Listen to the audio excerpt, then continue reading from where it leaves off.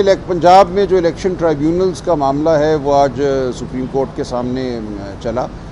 इसमें हमारी गुजारिश ये थी कि इलेक्शन कमीशन का ये कहना कि उनको मुकम्मल इख्तियार हासिल है किस हाई कोर्ट के जज को वो इलेक्शन ट्राइब्यूनल में मुकर्रर करें, ये दुरुस्त नहीं है। हाई कोर्ट के जज साहिबान जो हैं वो हाई कोर्ट का हिस्सा रहते हैं। हाई कोर्ट के चीफ जस्टिस का इख्तियार है कि वो किसको नामज़द करते हैं बतौर इलेक्शन ट्राइब्यूनल। अगर इलेक्शन कमीशन को कोई एतराज़ है तो वो अपना एतराज़ बताए। और इस मामले में जो लाहौर हाई कोर्ट के 6 जज साहिबान चीफ जस्टिस शहजाद अहमद ख़ान साहब ने नॉमिनेट किए थे, नामज़द किए थे, उनमें से 4 को इलेक्शन कमीशन ने रद्द कर दिया था और कोई वजह नहीं बताई थी और ये मौक़िफ़ अपनाया था कि हमारा ये इस्तेहक़ाक़ है और चीफ जस्टिस साहब का काम है कि हमें पैनल दें जिसमें से हम चुनें। तो ये बात तो आज सुप्रीम कोर्ट ने नहीं तस्लीम की। फ़ैसला आएगा कि पैनल की बात बिल्कुल गलत है, ये चीफ जस्टिस का इस्तेहक़ाक़ है कि वो नाम दें और उन नामों को ही अपॉइंट करना होगा एज इलेक्शन ट्राइब्यूनल, माँ सवाई ये कि किसी जज साहब के हवाले से कोई वजह बताई जाए। यहाँ तक तो बात ठीक हो गई, लेकिन जो बात सामने आई आज वो ये है कि जो जज साहिबान 6 जज साहिबान चीफ जस्टिस शहजाद अहमद ख़ान साहब ने दिए थे नाम जिनके बतौर इलेक्शन ट्राइब्यूनल, उसमें से 4 जज साहिबान को मौजूदा चीफ जस्टिस आलिया नीलम ने खुद फारिग कर दिया है। यानी कि चीफ इलेक्शन कमिश्नर के साथ एक मुलाकात में 6 में से 4 जज साहिबान के नाम वापस ले लिए गए हैं। अब ये 4 जज साहिबान वो हैं जो मुकदमे सुन रहे थे, इलेक्शन अपीलें सुन रहे थे और इनके बारे में आम तासुर ये है हम वकला में कि बहुत आज़ाद मंश हैं, ये खौफ में नहीं आते, दबाव में नहीं आते। तो ये हमें अफसोस है कि उन 4 जज साहिबान के नाम वापस लिए गए हैं बज़ाहिर कोई वजह बताए बग़ैर। और इससे अब क्या असर होगा इलेक्शन पिटिशन्स पर, ये हमारे सामने है। हम समझते हैं कि इस बात का अच्छा असर नहीं होगा।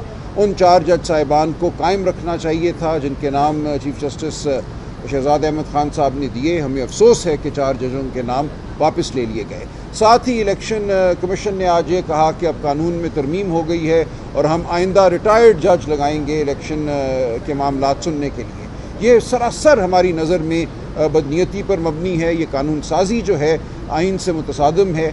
एक काम जो जज के करने वाला है वो आप एक ऐसे शख्स को देंगे जिसकी रोज़ी रोटी जो है वो इलेक्शन कमीशन से मुंसलिक होगी, उसको वो मायदे पर रखेंगे, माहाना तनख्वाह देंगे।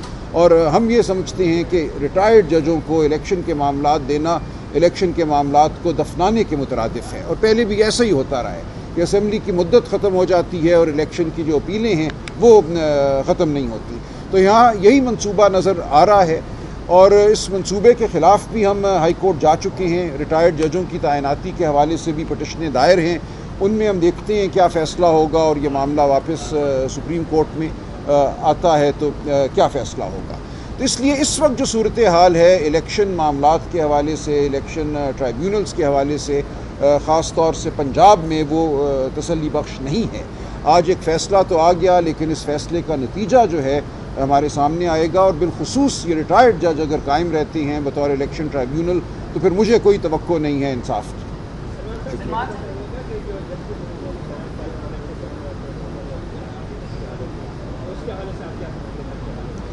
जी मैं समझता हूँ मंसूर अली शाह साहब ने बहुत मुनासिब रवैया अपनाया है। उन्होंने कहा यह है कि ठीक है एक ऑर्डिनेंस आ गया, इस ऑर्डिनेंस ने तो इख्तियार दिया था सिर्फ चीफ जस्टिस साहब को कि वो अपने अलावा और जो दूसरे नंबर पर जज साहब हैं उनके अलावा किसी और जज को शामिल कर लें उस कमेटी में। इसका ये मतलब नहीं था कि ज़रूर तीसरे नंबर पे जो सीनियरिटी के लिहाज से जज हैं मुनीब अख्तर साहब उनको बाहर किया जाता और जो चौथे नंबर पर जज साहब हैं उनको शामिल किया जाता, जबकि मुनीब अख्तर साहब ने कोई माजरत नहीं की थी, वो कमेटी में अपना काम कर रहे थे। तो उन्होंने बतौर एहतजाज ये कहा है कि आइंदा वो इस कमेटी के किसी इजलास में शामिल नहीं होंगे। लेकिन बहरहाल कमेटी के इजलास तो होते रहेंगे। 2 जज साहिबान बैठ कर अब बेंच बनाएंगे और हम वहीं वापस आ गए। एक मिनट बात कर लें, तो हम वहीं वापस आ गए जहाँ चीफ जस्टिस साहब ही की जो राय है उसको फौकियत हासिल होगी। देखिए कहा यह गया था कि बेंच बनाने का जो अमल है उसमें चीफ जस्टिस को फौकियत हासिल नहीं होनी चाहिए। 3 सीनियर जज जो हैं उनकी राय जो है वो होनी चाहिए। अब हम वापस वहीं आ गए कि चीफ जस्टिस साहब और उनके नामजद करदा चौथे नंबर पे जो सीनियरिटी में जज हैं उनके इत्तफाक राय से बेंच बनेंगे। जी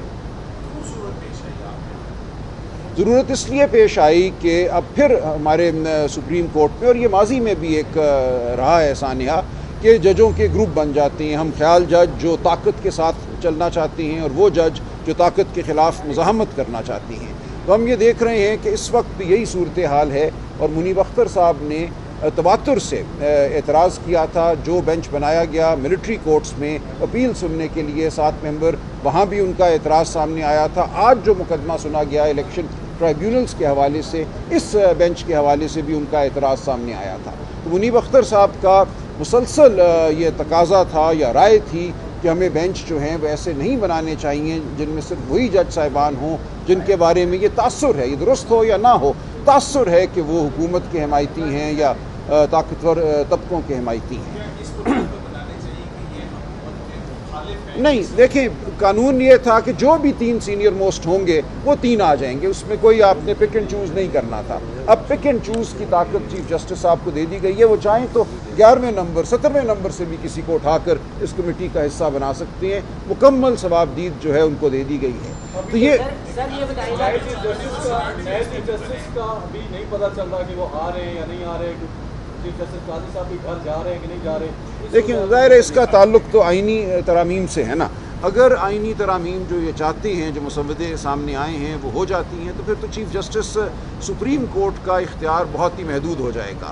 اس کے بعد منصور علی شاہ صاحب چیف جسٹس ہوں سپریم کورٹ کے، یا الف بے جیم کوئی اور ہو، فرق نہیں پڑے گا۔ تمام اصل طاقت جو ہے وہ فیڈرل کانسٹیٹیوشنل کورٹ جو تجویز کیا گیا ہے اس میں منتقل ہو جائے گی، اور اس کے چیف جسٹس کے حوالے سے آئینی یہ جو مسودہ ہے یہ کہتا ہے کہ صرف فرد واحد وزیر اعظم مقرر کریں گے۔